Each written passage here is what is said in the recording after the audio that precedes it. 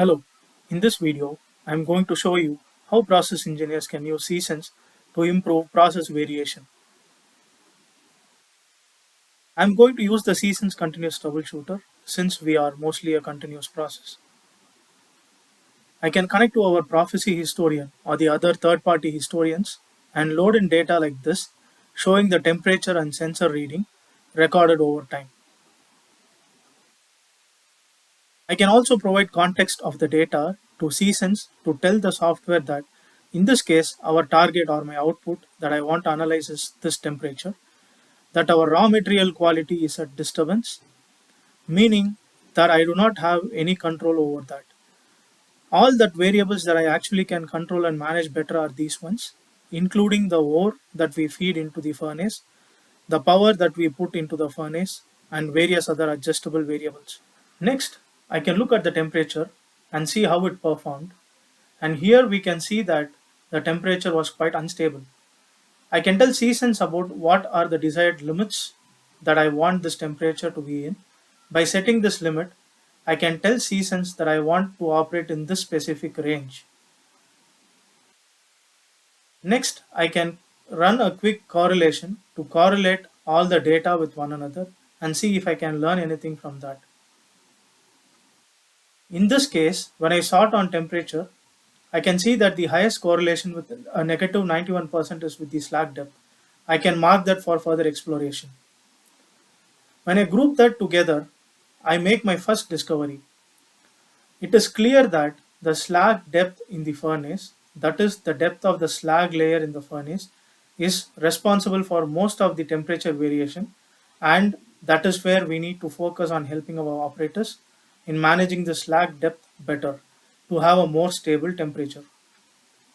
Now, after understanding the challenge, we can use CSense to automatically mine process rules from the available data.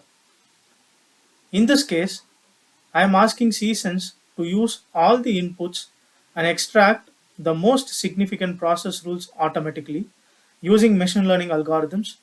This can help me to explain the conditions under which we have normal temperature or high or too low temperatures.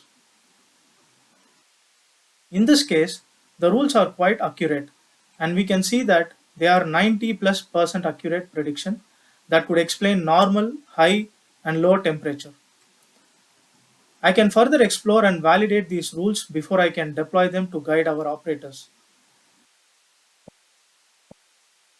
For example, what I can see here is that in times when temperatures were too high, a specific rule was extracted that says if slag depth is below a very specific threshold, we normally have a high temperature historically, and that is above the green line. That was through a number of times designated by the green line here when we have a too high temperature peaks. Also, I can see that we have some low temperatures here, and a specific rules was extracted that says if the power output is very low and slag depth is very high, we normally have low temperatures. What I'm really interested in this is the rules that were extracted for normal temperature as we want to aim for that. I can see wherever we had a normal temperature, a specific rule was extracted that says if slag depth is in a very specific range, our temperature is normal. That is what we want to aim for. I can now deploy these rules for our operators. I can do that by saving this into the CSense architect. The CSense architect is a drag and drop application where I as a process engineer can develop and test my analytics. Here before I deploy them into the CSense runtime to run permanently, here the process rules were saved that were extracted from the data. I can now validate them further or add to them or edit them.